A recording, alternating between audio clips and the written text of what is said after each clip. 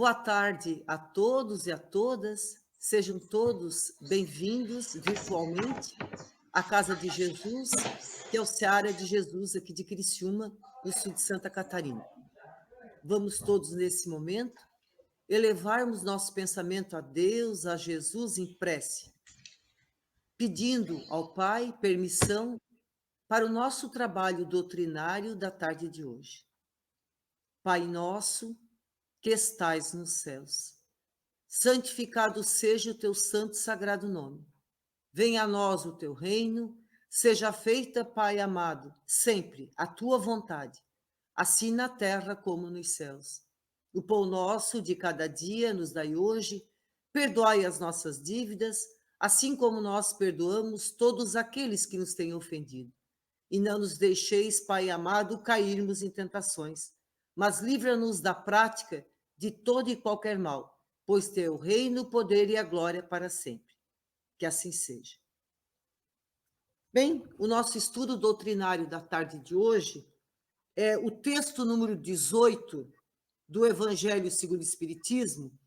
O capítulo 5 tem como título Bem-aventurados os aflitos, e o item 18, o bem e o mal sofrer. É um texto de Lacordaire. Ele diz assim: quando Cristo disse, bem-aventurados os aflitos, porque deles é o reino dos céus, não se referia aos sofredores em geral, porque todos os que estão nesse mundo sofrem, quer estejam num trono ou na miséria. Mas poucos sofrem bem, poucos compreendem que somente as provas bem suportadas podem conduzir ao reino de Deus. O desânimo é uma falta. Deus vos nega consolações se não tiverdes coragem. A prece é um sustentáculo da alma, mas não é suficiente por si só. É necessário que se apoie numa fé ardente na bondade de Deus. Tendes ouvido frequentemente que Deus não põe um fardo pesado em ombros frágeis. O fardo é proporcional às forças, como a recompensa será proporcional à resignação e à coragem. A recompensa será tanto mais esplendente quanto mais penosa tiver sido a aflição. Mas essa recompensa deve ser merecida, e é por isso que a vida está cheia de tribulações. O militar que não é de batalha não fica satisfeito, porque o repouso no acampamento não lhe proporciona nenhuma promoção. Sede como militar, e não aspireis a um repouso que enfraqueceria o vosso corpo e entorpeceria a vossa alma. Ficais satisfeitos quando Deus vos envia a luta. Essa luta não é o fogo das batalhas, mas as amarguras da vida, onde muitas vezes necessitamos de mais coragem que num combate sangrento.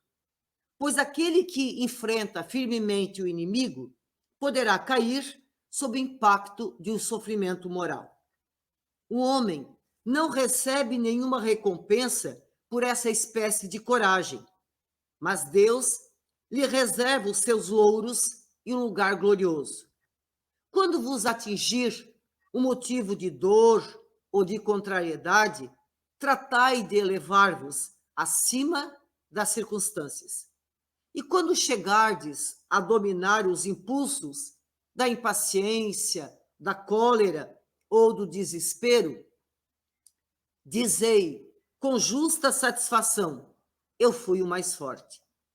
Bem-aventurados os aflitos, pode, portanto, ser assim traduzido. Bem-aventurados os que têm a oportunidade de provar a sua fé, a sua firmeza, a sua perseverança e a sua submissão à vontade de Deus. Porque eles terão centuplicadas as alegrias que lhes faltam na terra, e após o trabalho virá o repouso. Esse é o texto número 18, Bem e Mal Sofrer, do capítulo 5, Bem-aventurados os aflitos, do Evangelho segundo o Espiritismo. Bem, a partir dessa leitura, então, nós podemos refletir um pouco sobre quais são os ensinamentos evangélicos, os ensinamentos de Jesus, trazidos a nós por Lacordaire. Bem, nós podemos começar, então, pegando a frase onde ele abre o texto dele, citando textualmente uma bem-aventurança de Jesus. Quando ele diz, bem-aventurados os aflitos, porque deles é o reino dos céus. Esta bem-aventurança de Jesus é uma das bem-aventuranças anunciadas pelo Mestre Jesus quando ele fez o Sermão do Monte. E qual será o sentido ou significado da palavra bem-aventurados, usado por Jesus? Essa expressão bem-aventurados, sob o aspecto espiritual, ela significa felizes. Então, felizes os aflitos. Jesus disse isso nessa bem-aventurança. Mas quem são os aflitos? Os aflitos, meus irmãos, são os cansados, os oprimidos pelo peso das provações, são os enfermos, são os derrotados da sorte, são os sofredores, enfim, os aflitos são todos nós. Então, se nós entendemos o sentido de bem-aventurança, bem-aventurados e os aflitos, nós podíamos nos perguntar, então, por que nós sofremos? Por que nós somos os sofredores, né? Ou, como diz o texto, né, os oprimidos pelo peso das provações? Por que nós sofremos? Bem, a dor e o sofrimento nada mais são do que o resultado de uma inflação que nós cometemos contra uma lei de Deus. É a lei de causa e efeito se realizando. Ou seja, o sofrimento é a ação, a nossa ação, a ação do ser humano, que está em descompasso, que está em desobediência com as leis de Deus, que são as leis divinas. Traduzindo isso numa linguagem ainda mais simples, sofremos porque, de alguma forma, os nossos pensamentos, os nossos sentimentos ou os nossos comportamentos, de alguma forma, estão em desacordo, em desobediência com as leis de Deus. Então, o sofrimento, na verdade, ele é uma advertência. O sofrimento nos adverte que nós estamos trilhando o caminho errado, o caminho equivocado, que nós precisamos, então, mudar. Essa é a advertência do sofrimento e da dor na nossa vida. Estamos trilhando o caminho equivocado. Precisamos mudar esse caminho. E esse caminho pode ser o nosso sentimento, o nosso pensamento ou o nosso comportamento. Então, a doutrina espírita nos ensina que dores e sofrimentos são estágios de evolução que nós percorremos rumo à perfeição, à felicidade. Então, a lei de causa e efeito, concede aos que não conseguem se ajustar ao bem, às leis morais. Então, a lei de causa e efeito dá a oportunidade das dores, das angústias, das frustrações, para que nós possamos, então, nos ajustar, obedecer, seguir as leis divinas, que são as leis de Deus. Mas ainda naquela primeira bem-aventurança citada no texto por Lacordaire, ele fala: bem-aventurados os aflitos, porque deles é o reino dos céus. Mas o que é o reino dos céus? Muitos de nós é tentado a pensar, imaginar, que o reino de Deus está fora de nós. É um local geográfico, situado em algum lugar. Mas isso não é verdade. A doutrina espírita nos ensina que o reino de Deus está dentro de nós. Não é o externo, é o interno, é aquilo que está dentro de nós. Então, o reino dos céus, que Jesus falava nessa bem-aventurança, é o estado de alma mais elevado, que é o resultado, na verdade, da nossa harmonia, do nosso equilíbrio íntimo. Então, todas as vezes que nós conseguirmos estar em harmonia, em equilíbrio íntimo, nós estaremos em paz. E a paz dentro de nós é o reino dos céus, é o reino de Deus. Então, na sequência do nosso estudo evangélico de hoje, tem a frase: mas poucos sofrem bem. E aí a gente pode estar perguntando: nossa, será que eu sei sofrer? Será que eu estou sofrendo errado, então? Né? Por que a gente não sofre bem, como adverte o Evangelho? Então, a resposta dada por Lacordaire: nós não sofremos bem porque poucos de nós conseguem compreender que as provas bem suportadas podem nos conduzir e nos conduzem ao reino de Deus. Mas o que são as provas que nós devemos suportar? As provas são os testes, dores, angústias, sofrimentos que nos chegam para que nós possamos fazer de novo, repetir uma determinada lição, para ver se agora nós vamos fazer melhor, para ver se agora nós vamos conseguir fazer diferente. Então, prova é esse teste. Prova é uma dor, é uma angústia, é um sofrimento que acontece na vida da gente. Então, provas são testes que nos chegam para a gente repetir a lição, para ver se agora a gente aprendeu. É a mesma coisa que acontece na escola, né? O professor ensina os conteúdos. Depois, para verificar se nós aprendemos aquela lição ou aqueles conteúdos, o que o professor faz? Nos aplica um teste para ver se a gente aprendeu a lição. Na nossa vida acontece a mesma coisa. Então, provas, dor e sofrimento não são castigos, são oportunidades para ver se a gente fez o aprendizado, se a gente não vai repetir o erro, se agora a gente vai fazer melhor, se agora a gente vai fazer o certo, o justo, o correto.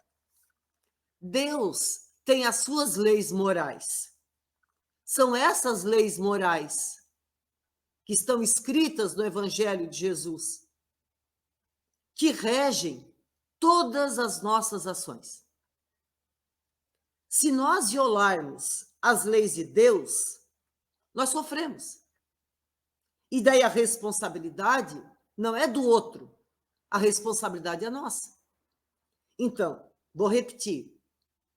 Deus tem as suas leis morais. Essas leis morais foram trazidas a nós por Jesus no Evangelho. No Evangelho de Jesus. Então, ali no Evangelho de Jesus, estão as leis morais. E são essas leis que regem a nossa vida. Todas as nossas ações. E todas as vezes que nós violamos, que nós descumprimos, que nós desobedecemos essas leis de Deus, nós sofremos. Essa é a questão que a gente tem que ter claro conosco. Então, bem-aventurados os aflitos, portanto, pode ser também compreendido da seguinte forma. Se a gente fosse traduzir numa outra linguagem mais simples, a bem-aventurança de Jesus. Bem-aventurados os aflitos, porque deles é o reino dos céus, nós podemos compreender assim.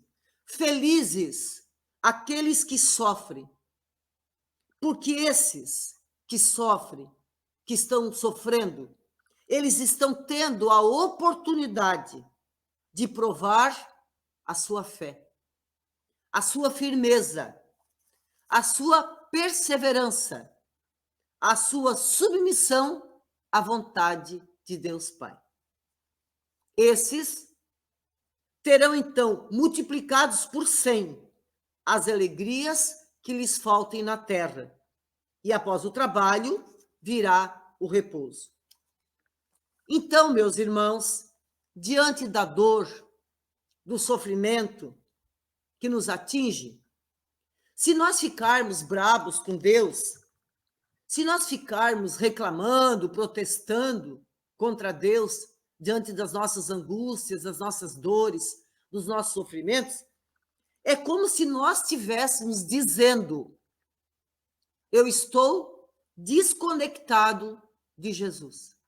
Eu estou distante de Jesus. Eu estou distante dos ensinamentos de Jesus. Eu estou deixando o evangelho de Jesus e as suas leis morais de Deus Pai, trazidas por Jesus, eu estou desconsiderando as leis morais. Estou desrespeitando as leis morais. Também, quando nós ficamos reclamando das nossas dores e sofrimentos, é como se nós também tivéssemos dizendo: eu não quero aprender as lições que estão me chegando através dessas dores e desses sofrimentos. Olha que coisa. Então, as lições chegam para nós através desses sofrimentos, dessas dores. Mas a gente, quando reclama, está dizendo que a gente não quer aprender essas lições. Terceiro, quando nós reclamamos e protestamos contra Deus Pai das nossas dores, é como se nós estivéssemos dizendo: eu não quero esta oportunidade que Deus está me dando de quitar as minhas dívidas, os meus débitos, dos meus irmãos, com a minha família, com os meus amigos, com as pessoas, enfim. Então, a escolha é nossa. É nossa. Agora, a gente não pode esquecer que Deus também nos deu o livre-arbítrio. Então, nós podemos também ficar reclamando, mas nós podemos fazer outra escolha. Nós podemos agir diferente, de uma maneira diferente. Nós podemos, então, mudar a nossa postura, o nosso comportamento. Em vez de ficar protestando e reclamando, nós podemos confiar em Deus, confiar mais em Deus e agradecer. Agradecer a Deus pela oportunidade, ou pelas infinitas oportunidades que Ele está nos dando todos os dias, para que nós nos liguemos a Jesus, para que nós retomemos o estudo do Evangelho, para que nós voltemos a ler, a estudar, a nos esforçar para pôr em prática as leis morais contidas no Evangelho. Nós também podemos agradecer a Deus nesse momento de aflição e dizer: olha, muito obrigada, Pai, porque tu está me dando a oportunidade de quitar débitos, dívidas que eu tenho desta vida e das vidas anteriores, das existências anteriores. Nós também podemos escolher agradecer a Deus dizendo: olha, obrigada, Pai. Obrigada, porque desta vez eu estou compreendendo as lições que me chegam. Eu estou aprendendo com essas lições. Então, é uma mudança de postura. Temos o livre-arbítrio de, diante da dor, da angústia e sofrimento, ficar reclamando. Mas podemos aproveitar para agradecer. Agradecer pela reconexão com Jesus, agradecer porque estamos pagando nossas dívidas, agradecer porque nós estamos aproveitando as lições que nos chegam para aprender essas lições que nos chegam. A escolha é de cada um de nós. Se você gostou desse tema bem e mal, do item 18 do capítulo 5 do Evangelho de Jesus, você pode continuar estudando esse conteúdo e aprofundando esse conteúdo, estudando em O Livro dos Espíritos as questões 629 a 646. Essas questões 629 a 646, elas tratam exatamente do tema da nossa exposição doutrinária de hoje, o bem e o mal sofrer. Que a paz do nosso amigo querido de todas as horas, nosso modelo e guia Jesus, permaneça sempre conosco e com a nossa família. Que assim seja.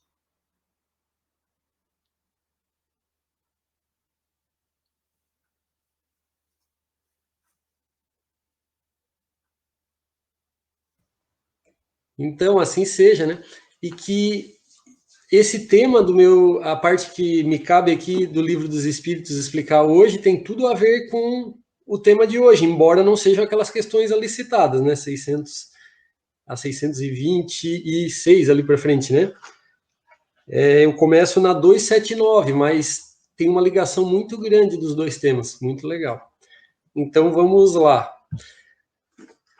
Bom, na semana passada, o estudo foi até a questão 278. E brevemente, então, vamos retomar o pensamento contido na 278. Não vamos ler porque já foi lido na semana passada, né? Na 278, o Allan Kardec pergunta aos espíritos amigos se os espíritos das diferentes ordens estão misturados uns com os outros no mundo espiritual. Estão misturados uns com os outros? E aí os espíritos respondem, não, cada um mais ou menos, sim e não, eles respondem, porque eles têm afinidades, então vivem, embora se vendo e se percebendo, em comunidades diferentes. E é bem simples da gente entender isso.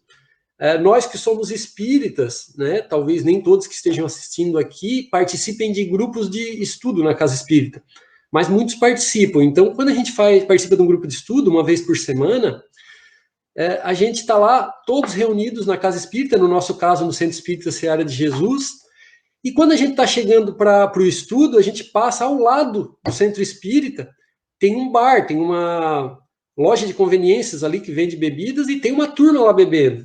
E tem aquela turma que está indo estudar no Centro Espírita. Então, nós nos vemos, nós nos percebemos, mas nos unimos por motivos diferentes. Enquanto aqueles lá estão indo se reunir para beber, nós estamos indo nos reunir para estudar, né? Estudar o Espiritismo, estudar o Evangelho de Jesus. Então, são essas diferenças que são tratadas ali na questão 278. Cada um se reúne de acordo com as suas afinidades. No mundo espiritual, é um pouquinho diferente, porque lá muda a vibração, então muda o local onde cada um fica, mas nós vamos estudar isso na sequência. E aí, então, o Allan Kardec, continuando o nosso estudo, na questão 279, pergunta aos espíritos que auxiliaram ele na codificação da doutrina espírita. Todos os espíritos têm livre acesso a qualquer região? E os espíritos respondem, os bons vão a toda parte, e assim deve ser, para que possam exercer sua influência sobre os maus. Mas as regiões habitadas pelos bons são interditadas aos espíritos imperfeitos, a fim de não os perturbarem com as suas paixões inferiores. Então, todos os espíritos podem ir a todo lugar? Estamos desencarnados no mundo espiritual, podemos ir onde a gente quiser? Aí os espíritos colocam uma limitação aqui, né? Eles dizem o seguinte, os bons, eles podem ir onde quiser, por quê? Porque em qualquer lugar que eles forem, eles vão fazer o bem. Não vão atrapalhar, não vão perturbar o ambiente. Então, todos os lugares, todas as portas estão abertas para eles. Eles sabem o caminho também do local bom no mundo espiritual, das colônias espirituais, das esferas superiores, eles sabem o caminho. O mal nem sabe o caminho das esferas superiores, porque não é dado a ele nem perceber com os seus sentidos. Muitas vezes os espíritos bons chegam até ele para auxiliá-lo e ele não os vê, igual a gente não vê. Quem não é médium, né? Não vê os espíritos no nosso entorno. E lá no mundo espiritual também os espíritos que ainda são maus, eles não percebem a presença dos espíritos bons. Então eles não percebem sequer o caminho para as esferas superiores. E aí, então, eles não têm condições de acessar esses lugares. E se fosse possível eles acessarem, eles perturbariam o ambiente com as suas vibrações. Olha só. Então, a gente sabe que, às vezes, um espírito, nós damos aquela abertura pelo nosso comportamento, pelas nossas emoções, pelo nosso sentimento, e se aproxima da gente um espírito não muito bom. Pode ocorrer isso, né? E aí o ambiente onde a gente está se perturba. Às vezes nós mesmos viramos o motivo da perturbação do ambiente. E no mundo espiritual, então, não há esse intermédio do encarnado.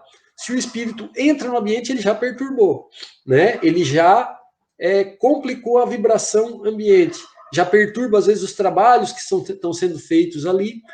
Então, existem barreiras vibratórias. Os espíritos maus não podem entrar. Assim como eles não podem entrar em alguns ambientes, aqui também, nossos, que são protegidos pelos espíritos bons para que eles não acessem. Né? Então, os bons têm todas as portas abertas, até porque eles só vão fazer o bem onde eles forem. Os maus não, porque eles ainda não têm a consciência que deveriam ter e que ainda terão, de que devem fazer o bem onde estejam. E aí acabam perturbando os ambientes onde estão.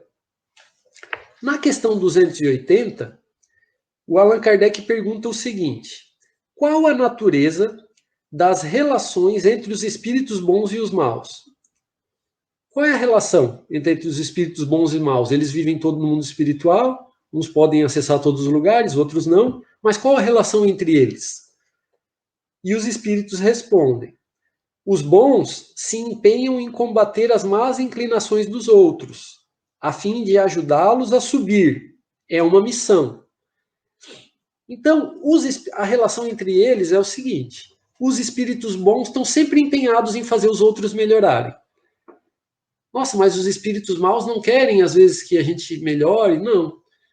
Mas, mesmo assim, os espíritos bons se empenham para que eles melhorem. Porque, a partir do momento em que eles estejam melhor, que estejam vibrando numa outra sintonia mais elevada, o mundo vai estar melhor. Todos nós vamos estar em uma melhor situação. Então, se a gente quer um mundo melhor, a gente deve se esforçar para nos melhorar e a gente deve colaborar para o melhoramento do outro, certo? Porque daí o mundo vai ser diferente. Porque se eu estiver só no meu egoísmo e ainda assim não perceber aquilo que não me percebendo, né, não procurando me conhecer, perceber as minhas emoções, eu não vou tornar o mundo um lugar melhor nunca, porque onde eu for eu vou estar em desequilíbrio. Mas vamos dizer que eu já esteja mais equilibrado. Eu já consigo manter as minhas emoções, eu já consigo controlar os meus pensamentos, substituir eles por pensamentos bons. Mas eu vivo num mundo onde nem todo mundo é assim. E aí, se mesmo eu fazendo tudo isso, já conseguindo me perceber como eu sou e me equilibrar, eu não trabalhar pelo melhoramento do outro, a vida nunca vai ser totalmente boa para mim. Porque enquanto estiver uma pessoa sofrendo no mundo, eu não tenho como ser totalmente feliz. Nós só seremos felizes quando todos estiverem felizes. Nós somos todos interligados um ao outro. Né? Muitos de nós não perceberam isso ainda.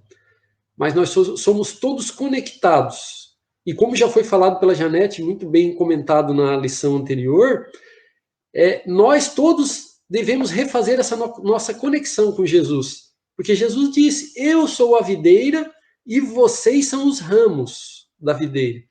Então, o ramo da videira não sobrevive sem estar conectado, né, à videira.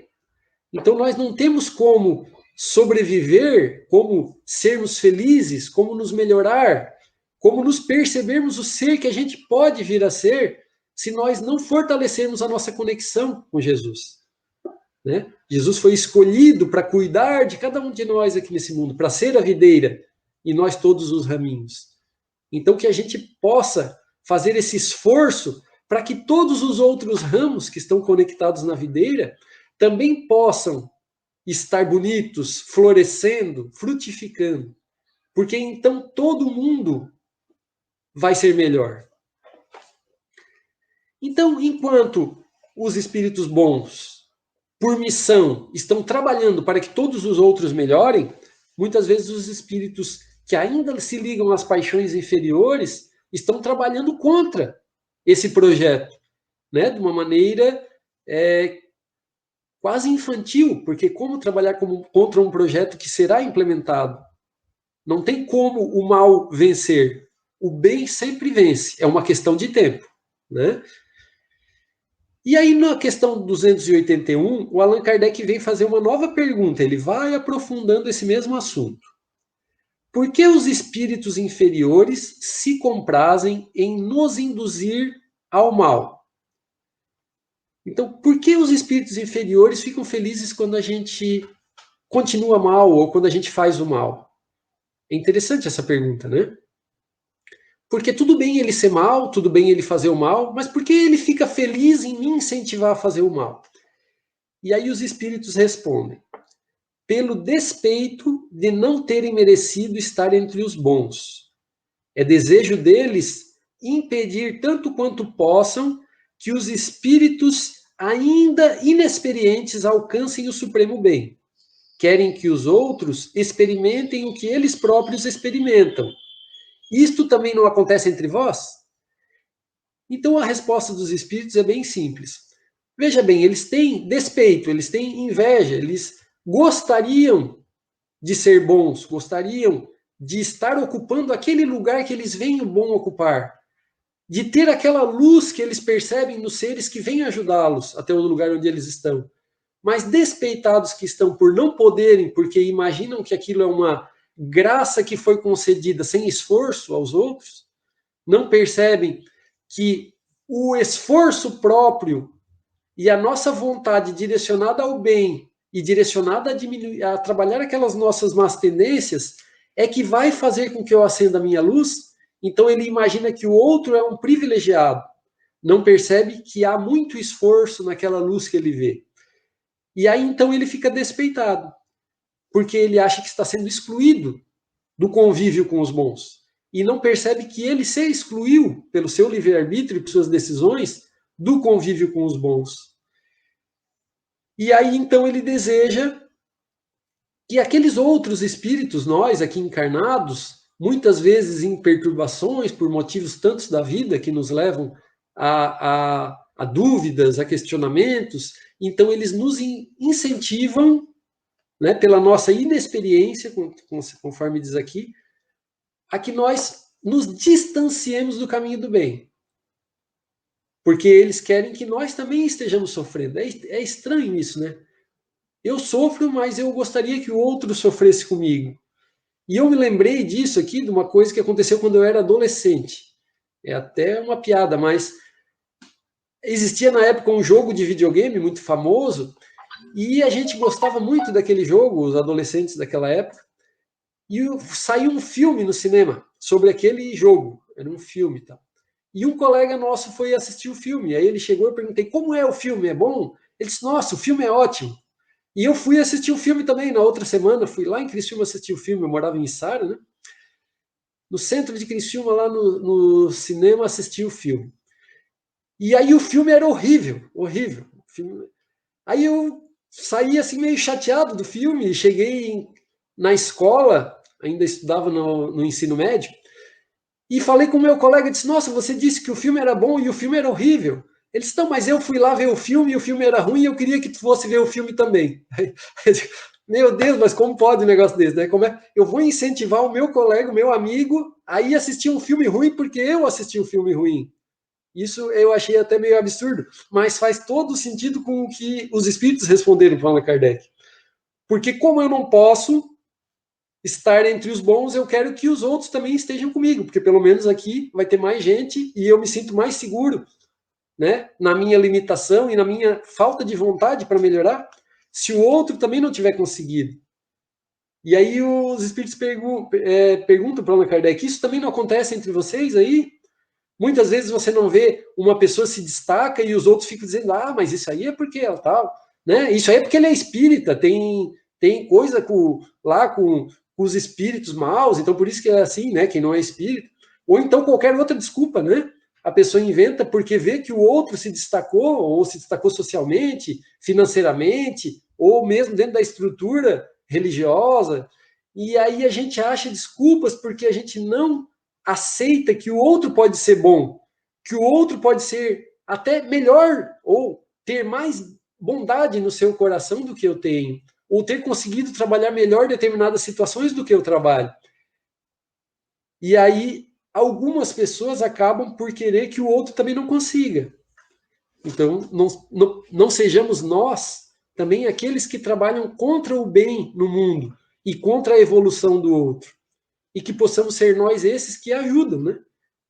Quem dera possamos nós ser os bons espíritos no futuro que vão a toda parte ajudar aqueles que sofrem. Como o Allan Kardec, os espíritos responderam para o Kardec na questão anterior. E na questão 282, o Allan Kardec pergunta aos espíritos: como os espíritos se comunicam entre si? Como é essa comunicação entre os espíritos? E aí os espíritos respondem: eles se veem e se compreendem. A palavra é material, é o reflexo do espírito. O fluido universal estabelece entre eles uma comunicação constante. É o veículo da transmissão do pensamento. Como para vós, o ar é o veículo do som, uma espécie de telégrafo universal que liga todos os mundos e permite que os espíritos se correspondam de um mundo a outro. Bom, na época de que Allan Kardec escreveu esse livro, em 1850 e alguma coisa, nem se ouvia falar em WhatsApp, né? Muito menos em telefone celular, todas essas modernidades que nós temos hoje na mão. Então, para o Allan Kardec, alguém vir e dizer o seguinte: olha, os espíritos se comunicam por meio de um fluido cósmico universal, inclusive de um mundo para o outro. Era uma coisa quase inimaginável, né? Como pode acontecer uma coisa dessa? É uma coisa mágica, surreal. Mas hoje nós já temos ferramentas tecnológicas que nos auxiliam a entender se o ser humano, na sua limitação, consegue criar um aparelho em que eu estou aqui e instantaneamente eu consigo conversar com alguém. Eu estou aqui no meio do mato e eu consigo conversar com alguém lá na Alemanha ou lá no Japão, do outro lado do planeta, quase que instantaneamente por um dispositivo, por um celular, pelo WhatsApp. Imaginem os espíritos superiores, que dispensam esses equipamentos porque eles já têm o poder da telepatia. Então ele pensa e emite o seu pensamento aqui, e o seu amigo que está lá em Júpiter recebe o pensamento e eles se comunicam por mensagem instantânea de pensamento, né? O pensamento que, segundo consta aqui na resposta, se desloca pelo fluido universal, instantaneamente. Se o espírito, como nós já vimos em outra questão do Livro dos Espíritos, estudado em muitas semanas anteriores, ele se transporta pela velocidade do pensamento, então se ele pensa e ele pode estar no outro lugar pela velocidade do pensamento, o seu pensamento também, ele estando aqui, pode se deslocar até lá. E assim se comunicar à distância, sem precisar, inclusive, de palavras, porque o pensamento é a comunicação, né? Ó, eles se veem e se compreendem. A palavra é material, é o reflexo do espírito. E aí, então, como o ar é o veículo para a nossa fala, eu estou falando. O que eu estou falando, esse som está se deslocando pelo ar até o microfone do computador.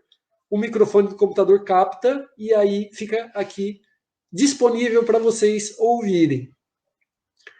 Mas, quando o espírito pensa, o pensamento não se desloca pelo ar.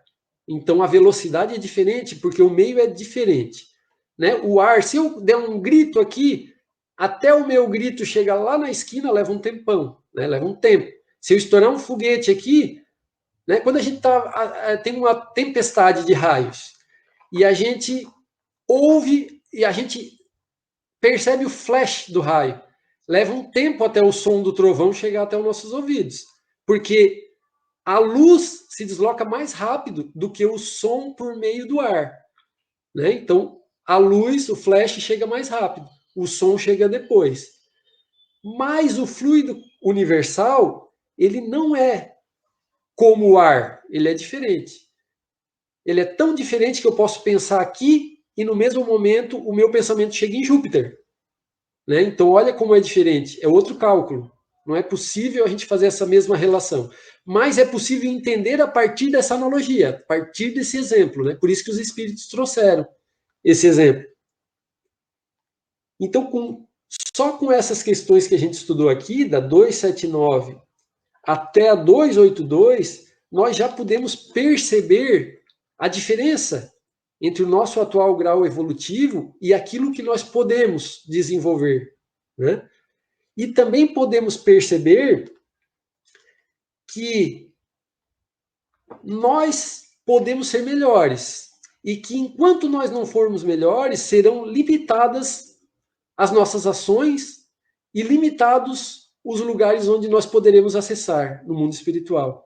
Mas a partir do momento que a gente conseguir melhorar o nosso coração, a partir do momento que a gente conseguir se conectar a essa videira que é Jesus, a gente conseguir ir lá beber na fonte do evangelho dele e procurar compreender aquelas palavras e trazer ela para a minha convivência, colocar todos aqueles ensinamentos no meu ser, e que aí a minha existência vai ser o evangelho de Jesus. E que tudo que eu faço e que as pessoas que estão ao meu redor e percebem o meu sentimento, elas vão beber do evangelho de Jesus. Né? Não era assim com Chico Xavier?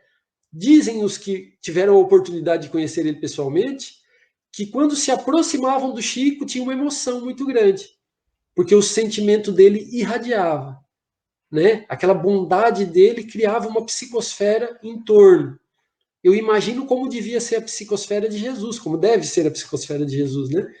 Se o nosso Chico aqui, que é um espírito muito evoluído, mas é o Francisco de Assis, né? O Francisco Cândido Xavier, né? Que a gente, se for estudar, vai ver que ele teve uma trajetória nas últimas vidas aqui no planeta Terra.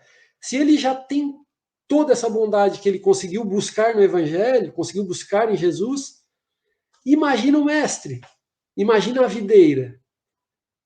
Né? Então, basta a gente querer elevar um pouco o nosso padrão de vibração para poder acessar tudo isso que Jesus coloca à nossa disposição. E que possamos, então, cada um de nós, acessar a videira e buscar aquilo que é nosso por direito. Porque nós não somos servos de Deus. O servo é aquele que espera alguma coisa em troca. Então, se você está fazendo a caridade esperando alguma coisa em troca, esperando ir para um lugar bom no mundo espiritual, esperando que aí, fazendo a caridade, eu não vou ficar doente, esperando qualquer coisa, você está se colocando na posição de servo de Deus. Mas Jesus disse o seguinte: nós somos filhos de Deus. O filho não espera nada em troca. O filho faz porque tudo que é do pai é dele. É a herança, é dele. Então, ele faz sem esperar nada em troca. Ele faz porque está fazendo para o Pai. E que nós sejamos, então, esses trabalhadores que se colocam na condição de filhos. E que nós estamos fazendo pelo Pai, pelo patrimônio da família. Que é nosso. Nós devemos ficar esperando retribuição como meros servidores, enquanto podemos ser os filhos queridos. E somos. Então, agora, eu acho que chegou o momento, né, do nosso passe. Tem uma equipe de médiuns nas suas casas, nesse momento, emitindo vibrações, para que nós todos possamos receber as energias do passe.